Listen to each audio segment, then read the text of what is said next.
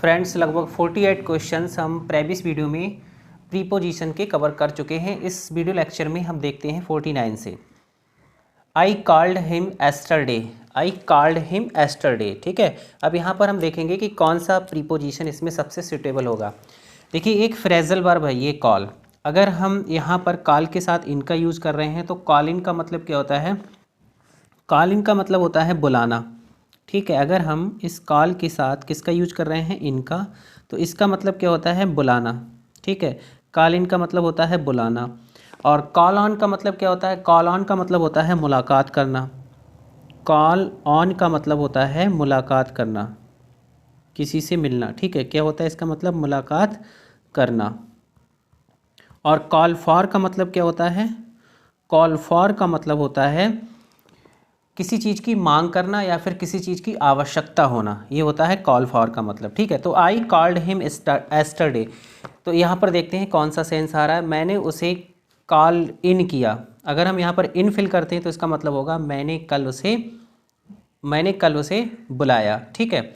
अगर हम यहाँ पर ऑन का यूज़ कर रहे हैं तो इसका मतलब होगा I called on him yesterday, मैंने कल उससे मुलाकात की, ठीक है। मैंने कल उससे मुलाकात की। तो यहाँ सबसे जो सुटेबल प्रीपोजिशन यूज किया जाएगा वो ऑन किया जाएगा सेंस के अनुसार। यहाँ पर ऑन आएगा, ठीक है। कॉल्ड ऑन, यहाँ पर मुलाकात करने का सेंस आ रहा है, ठीक है। मैंने कल उससे मुलाकात की, तो I called on him yesterday, ठीक है। कॉल्ड ऑन का मतलब क्या होता है? मुलाकात की।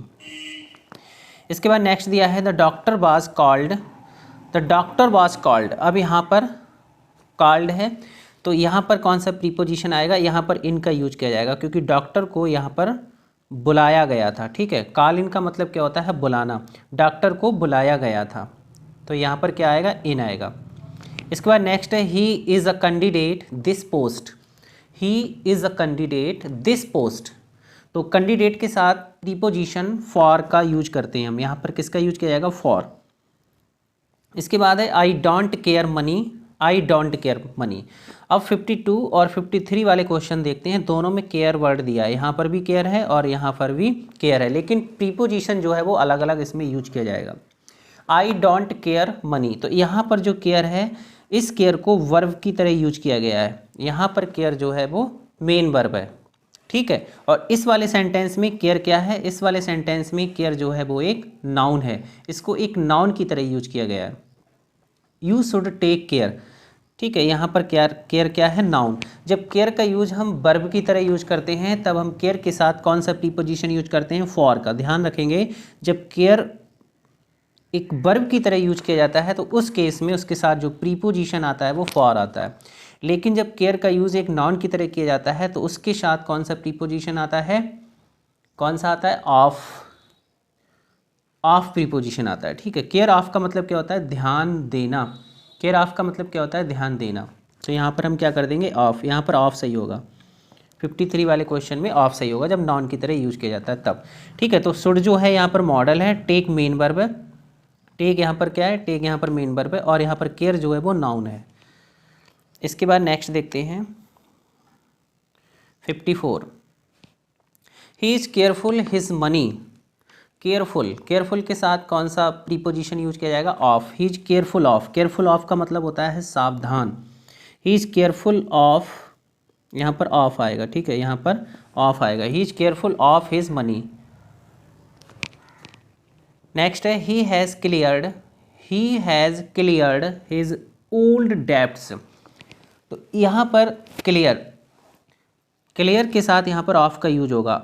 जब हम क्लियर में ऑफ को ऐड कर देते हैं, यहाँ पर जब हम ऑफ डबल एफ वाला होगा ऑफ, ठीक है। क्लियर ऑफ का मतलब क्या होता है? क्लियर ऑफ जो होता है वो एक फ्रेजल वर्ब है और इसका मतलब होता है चुकाना, ठीक है। क्लियर ऑफ का मतलब क्या होता है? चुकाना। यहाँ पर चुकाने का सेंस आ रहा है। He has cleared of his old debts.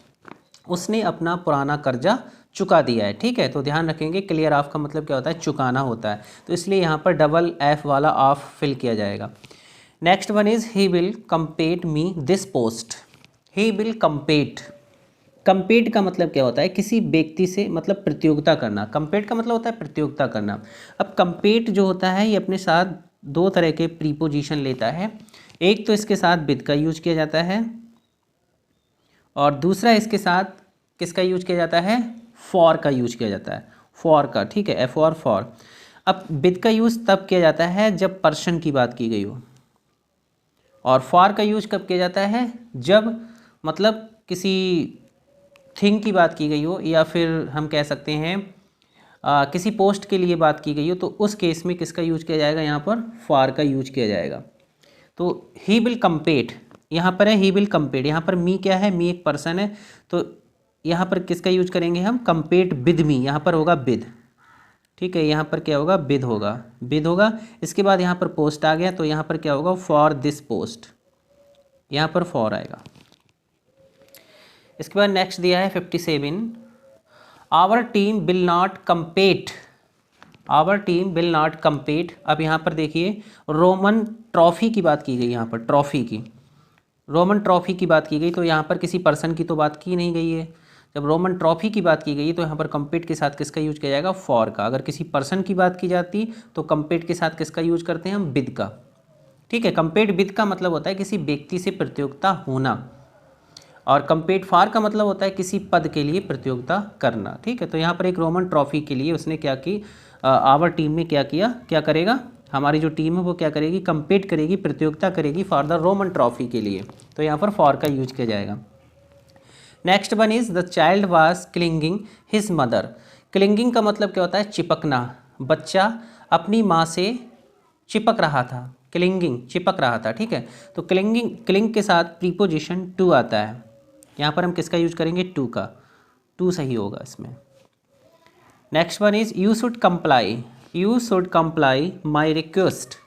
तो कंप्लाई अपने साथ क्या लेता है, विद, कंप्लाई माने होता है सहमत होना, you should comply with my request, यहाँ पर किसका यूज किया जाएगा, विद, यहाँ पर विद राइट होगा, कंप्लाई विद। इसके बाद है she is not competent, she is not competent, यहाँ पर कम्पिटेंट वर्ड होगा, ये एन यहाँ पर नहीं होगा, स्पेलिंग यहाँ पर एरर है, COMPETENT, competent, competent for this post, ठीक। तो कम्पिटेंट के साथ क्या आएगा, फॉर आएगा। कम्पिटेंट का मतलब होता है eligible, she is not eligible for this post, तो यहाँ पर किसका यूज करेंगे हम, फॉर का। फॉर ऑलरेडी यहाँ पर फिल किया हुआ है, ये है फॉर, ठीक है। इसके साथ क्या आएगा, फॉर आएगा कम्पिटेंट के साथ। इसके बाद नेक्स्ट दिया है I complained you, I complained you. अब यहाँ पर किसका यूज करेंगे, कौन सा प्रीपोजिशन यहाँ पर यूज किया जाएगा, मैंने, यहाँ पर यू दिया है ना, इसका मतलब ये हुआ कि मैंने तुम्हारी शिकायत की है, मैंने तुम्हारी क्या की है, शिकायत की है। किसी व्यक्ति के विरुद्ध जब शिकायत की जाती है तो उस केस में अगेंस्ट का यूज किया जाता है, ठीक है। मैंने तुम्हारे विरुद्ध शिकायत की है, तो यहाँ पर क्या आएगा, अगेंस्ट आएगा। आई कंप्लेन द टीचर, अब मैंने तुम्हारी शिकायत किससे की है, मैंने तुम्हारी शिकायत टीचर से की है, ठीक है। टीचर से शिकायत की तो यहाँ पर क्या आएगा, टू आएगा।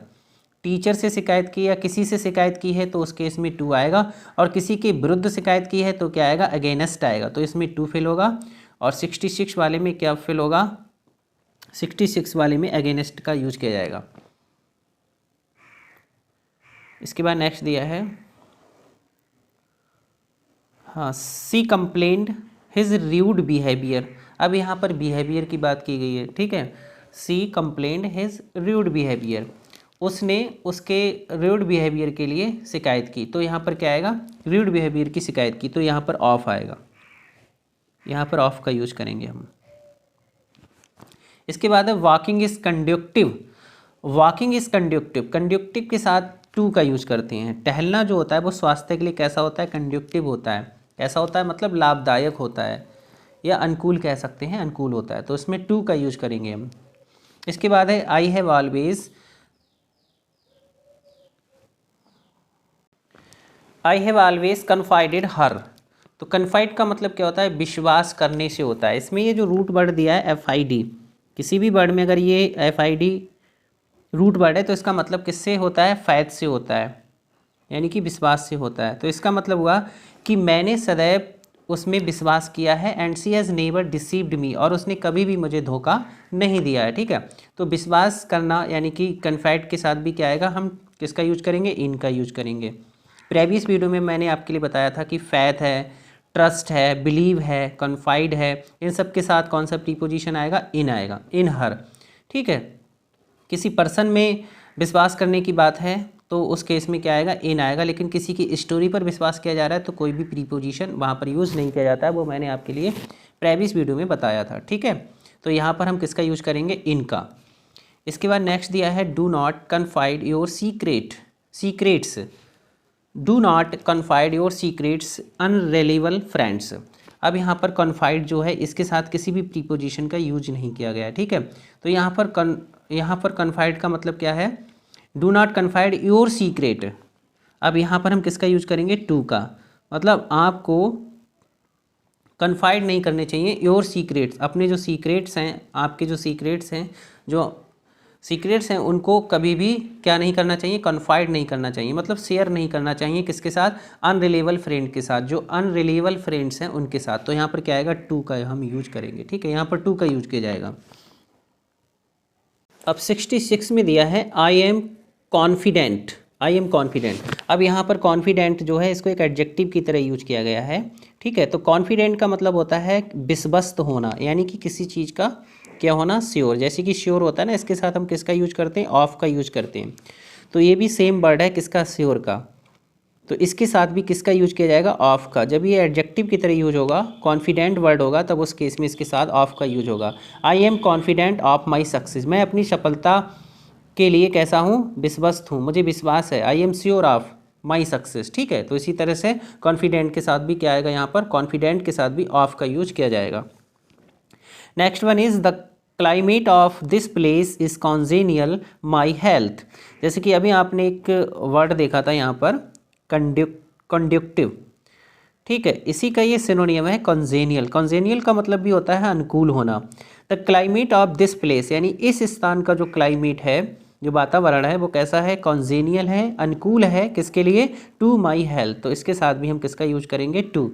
यानी जो चीज़ लाभदायक के सेंस में या हानिकारक के सेंस में यूज की जाती है, उनके साथ कौन सा प्रीपोजिशन आता है, टू, ठीक है। उनके साथ हम किसका यूज करते हैं, टू का यूज करते हैं। तो यहाँ पर टू फिल किया जाएगा।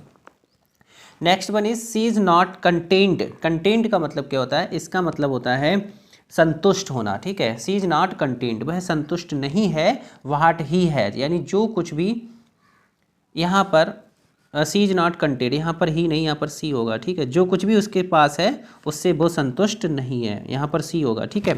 What she has. तो कंटेंट का मतलब होता है संतुष्ट होना। इसके साथ प्रीपोजिशन जो आता है वो विद आता है, इसके साथ विद प्रीपोजिशन का हम यूज करते हैं। इसके बाद है आई क्रेव अ जॉब। क्रेव का मतलब होता है ललायित होना, किसी चीज़ के लिए ललायित होना। तो आई क्रेव फॉर अ जॉब, यहाँ पर फॉर का यूज करेंगे, मैं एक जॉब के लिए क्या हूँ, ललायित हूँ। तो ये हमारे